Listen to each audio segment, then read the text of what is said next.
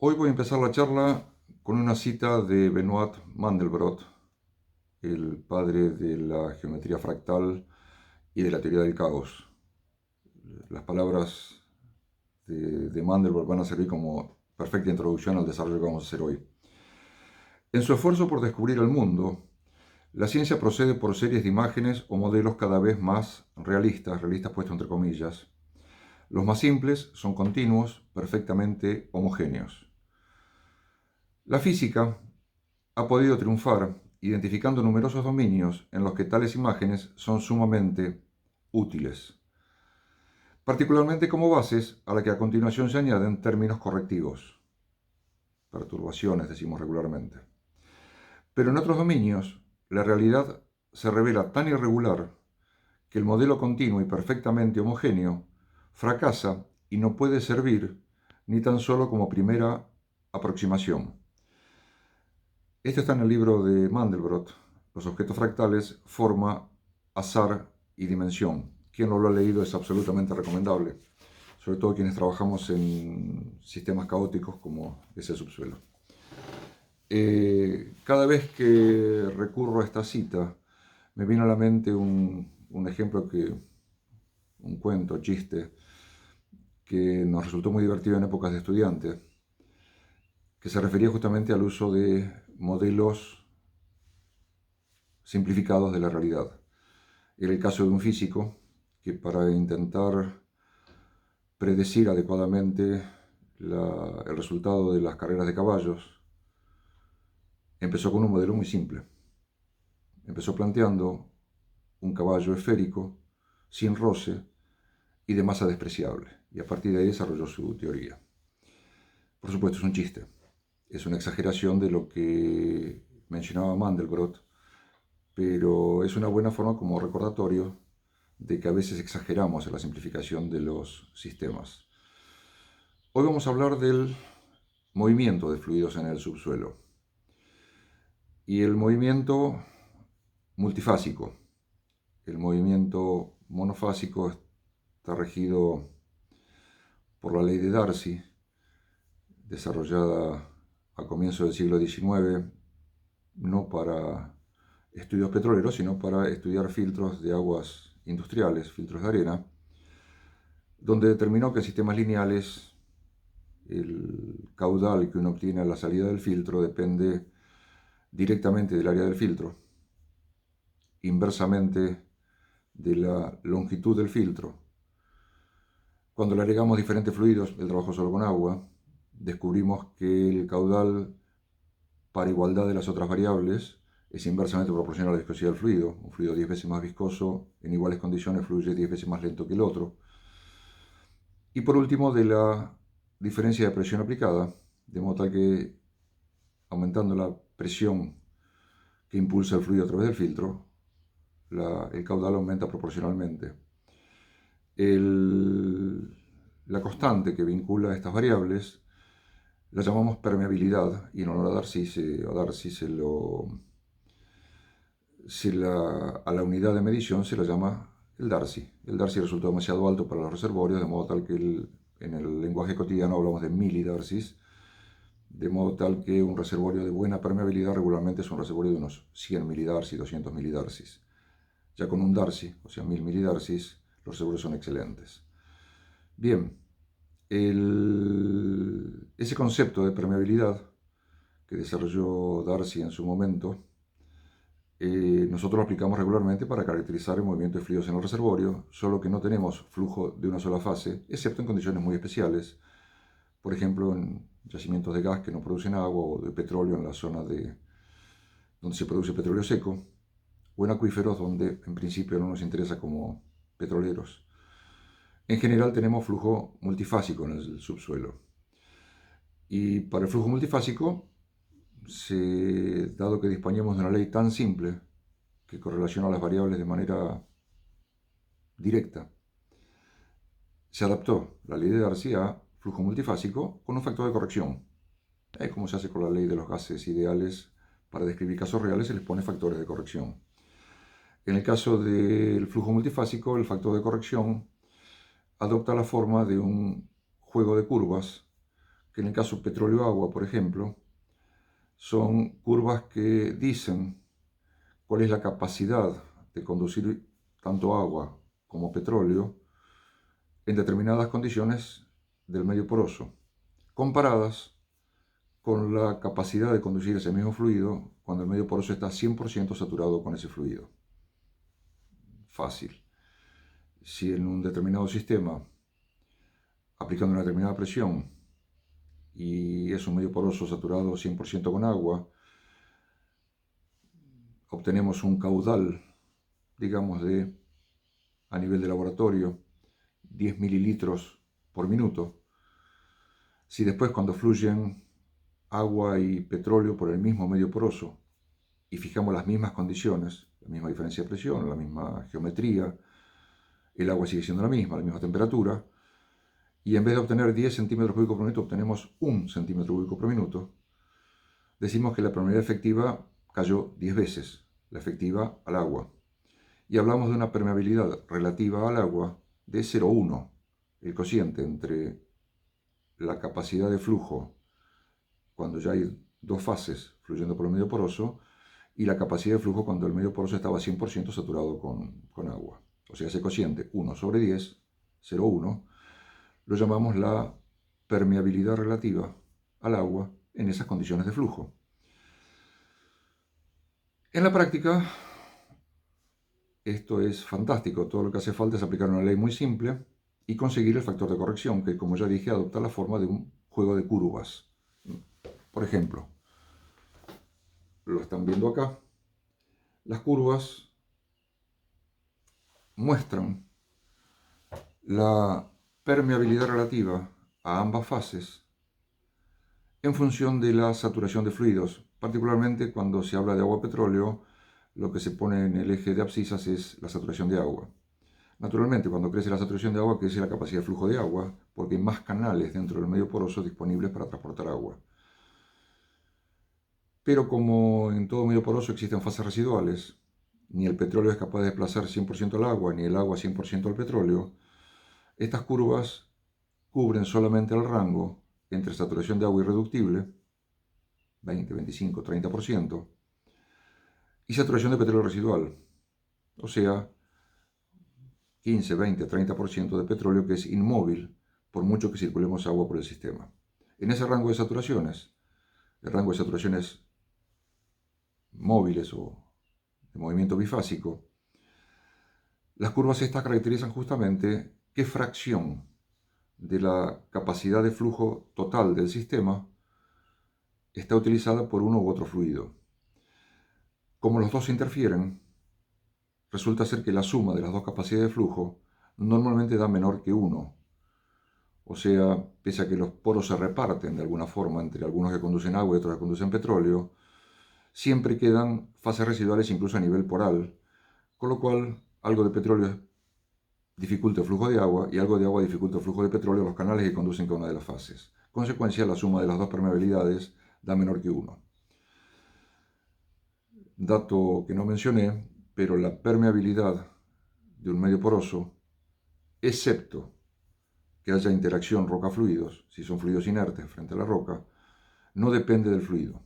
O sea, si uno reemplaza 100% de agua por 100% de petróleo, y el petróleo es 10 veces más viscoso que el agua, todo lo que cambia es que para la misma diferencia de presión en la misma geometría, el caudal que se obtiene es 10 veces menor. O sea, cambiamos la fase, pero no cambia la permeabilidad del medio. O sea, podemos cambiar cualquiera de las variables y siempre se reacomoda otra. Si hacemos más largo el medio poroso y mantenemos la diferencia de presión, el caudal cae. Ahora, si queremos mantener el caudal, tenemos que aumentar la presión. Y si queremos que las cosas fluyan más rápido en las condiciones que tenemos, necesitamos bajar la viscosidad del fluido. Todas estas cosas se hacen en el medio poroso. Lo fantástico de este factor de corrección, bueno, no es tan fantástico como el factor de corrección de los gases ideales, donde se puede calcular el factor de corrección, el Z, o, bueno, cálculos más complejos que ya lo vamos a ver en algún desarrollo dentro de algunos días. Lo que decía, el factor de corrección para el caso de flujo multifásico no se puede calcular a priori. Necesitamos medirlo. Y cada medio poroso da una respuesta diferente. Por lo tanto, lo normal es que se extraigan muestras de subsuelo y se caracterice ese flujo multifásico para determinar cuál es ese factor de corrección al que denominamos curvas de permeabilidad relativa para cada escenario en particular. Lo fantástico, decía, pese a que necesitamos una curva o un juego de curvas para cada sistema en particular, es que estas curvas dependen solo de la saturación de agua. O sea, si estoy en agua reductible, por supuesto el agua no se mueve. Supongamos que el agua reductible es 30%, pero si estoy en un 50% de agua, yo puedo decir que el agua tiene, por ejemplo, qué sé yo, el 5% de la capacidad de flujo que tenía cuando estaba 100% saturado con agua el sistema. Y el petróleo tendrá, qué sé yo, un 50% de la capacidad que tenía. Como ya dije, la suma de las dos capacidades de flujo en general no suma 1. O sea, digamos que la del agua era 0,05 y la del petróleo 0,5. La suma de las dos da 0,55. O cualquier otro ejemplo. Justamente son curvas experimentales. Nosotros vimos un medio poroso en el que ya hicimos algún tipo de desplazamiento, fue un desplazamiento capilar, donde vimos, un poco accidentalmente, que las fuerzas capilares no solo se encargan de distribuir fluidos, también los mueven. Vimos cómo se producía desplazamientos en un sistema muy simple. Un medio poroso formado, como ya vimos, este es un tubo de ensayo gordo, sencillamente, que adentro, dijimos, tiene 4 hojas de papel absorbente, papel de cocina, plegado y enrollado para cumplir las funciones de un medio poroso. Por supuesto, no es homogéneo el papel y no es homogéneo la forma en que lo preparamos al medio poroso. Más aún, se observan, hay canales a la vista, incluso poros mucho más grandes que otros, resultados del enrollamiento.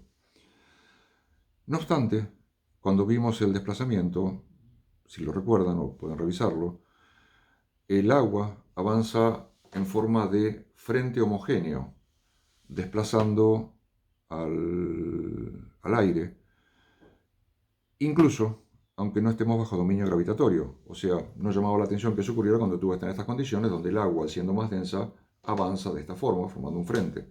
Pero cuando pusimos el tubo así, también vimos que el agua avanzaba manteniendo el mismo frente. Con lo cual demostraba dos cosas. Una, que bajo esfuerzos capilares normalmente se obtienen desplazamientos homogéneos.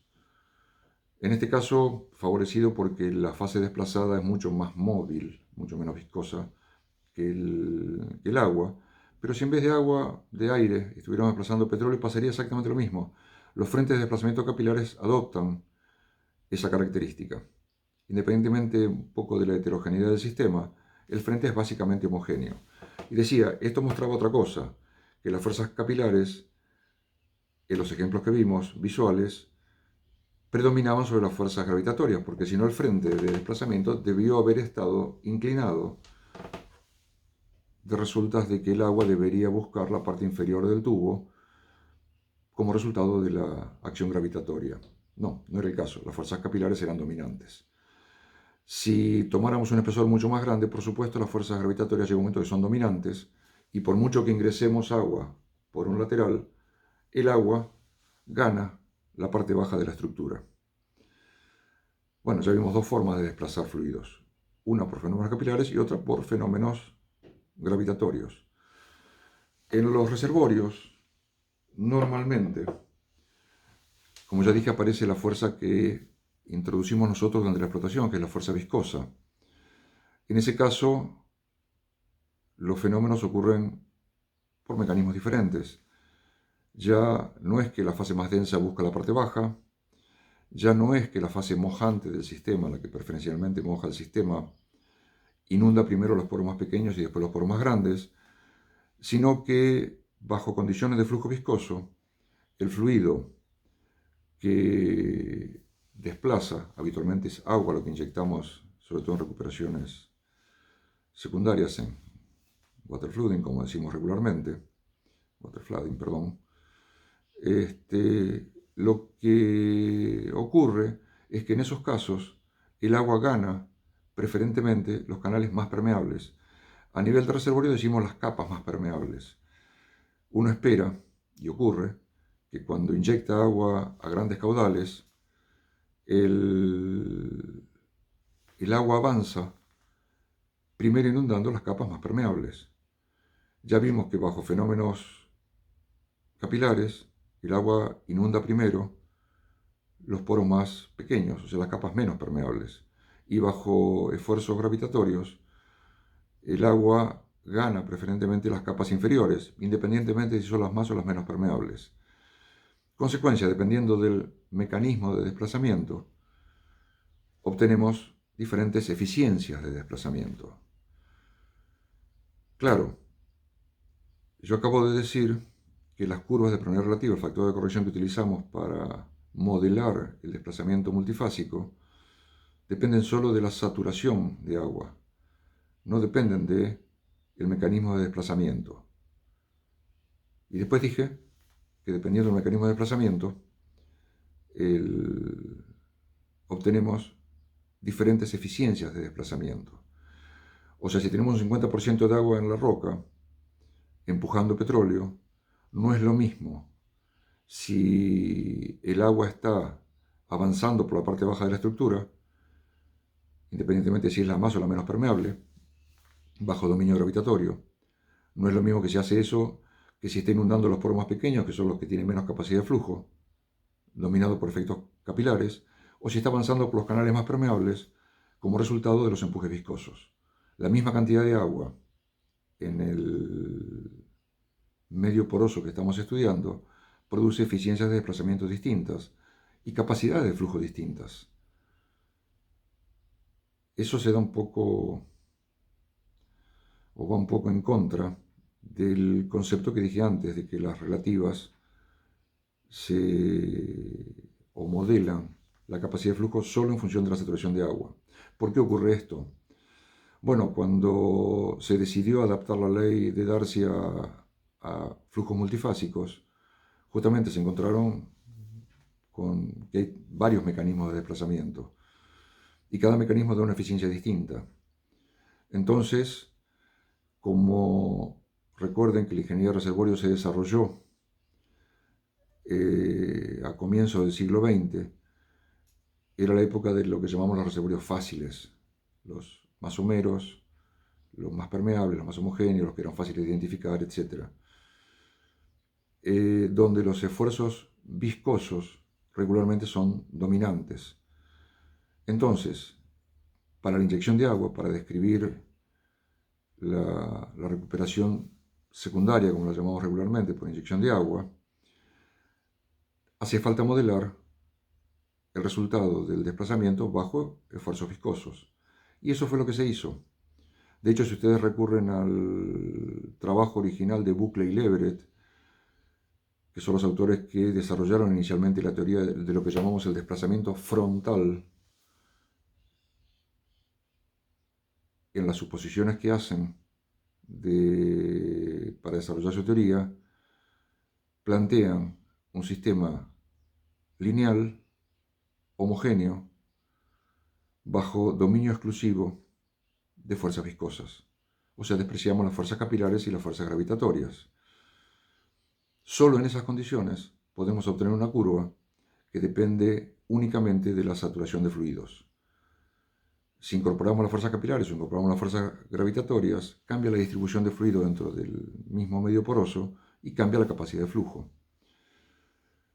O sea, recurriendo a Mandelbrot, empezamos por modelar el sistema con un modelo homogéneo, lineal y simplificado, en el sentido de que de las tres fuerzas que operan a nivel de reservorio, descartamos dos y nos quedamos con una, que aparte es la que podemos manejar nosotros a través de las operaciones de bombeo, de extracción de petróleo e inyección de agua. Claro, entonces volvemos a Mandelbrot y decimos, ¿y qué hacemos con las otras dos fuerzas cuando empiezan a actuar? Bueno, son factores de corrección, decimos.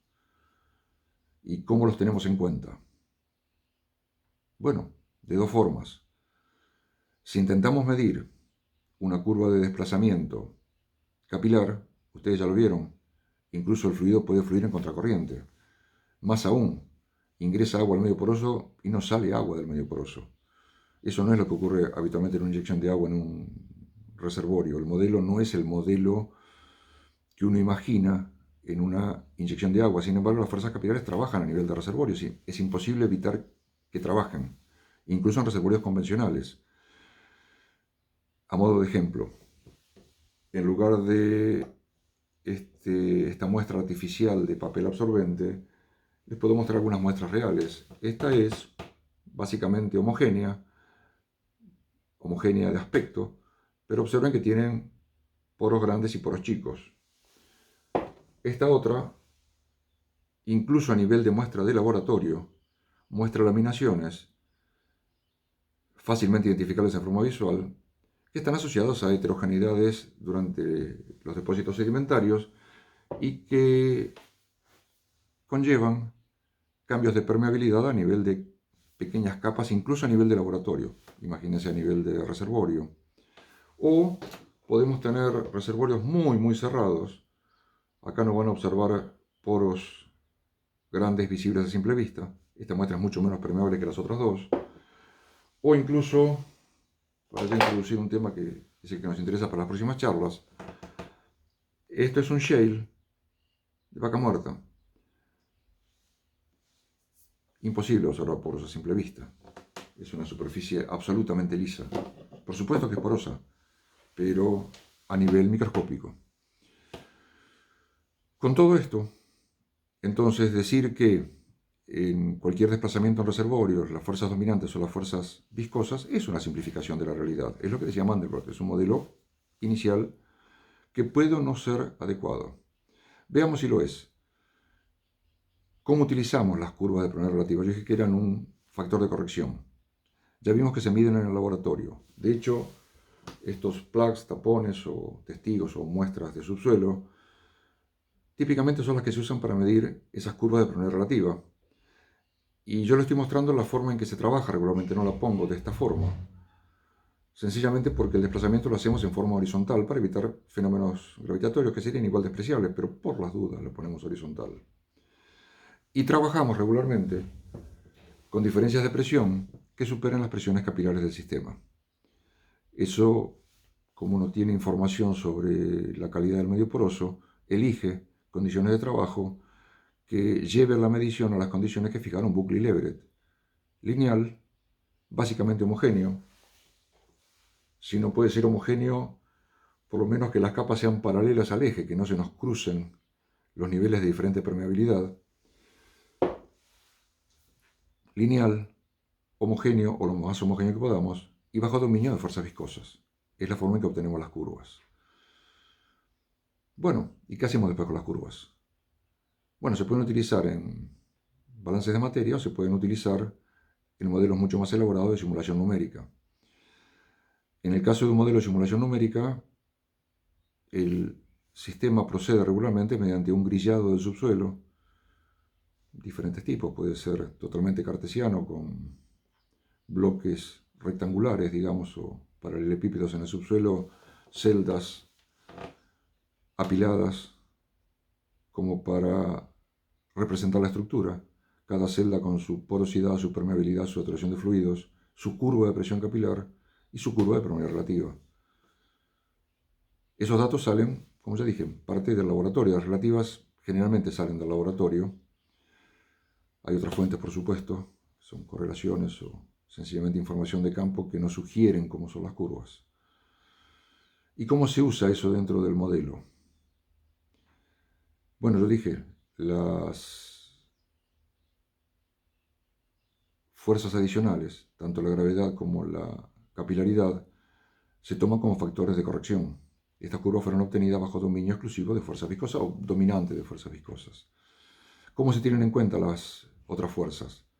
Bueno, yo dije, ponemos una curva de presión capilar asociada a una celda determinada y además conocemos, se pone dentro del modelo o se calcula incluso dentro de cada etapa de cálculo, la densidad de los fluidos.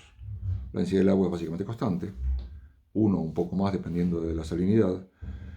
La de petróleo, la que corresponda, 0,6, 0,7, 0,8.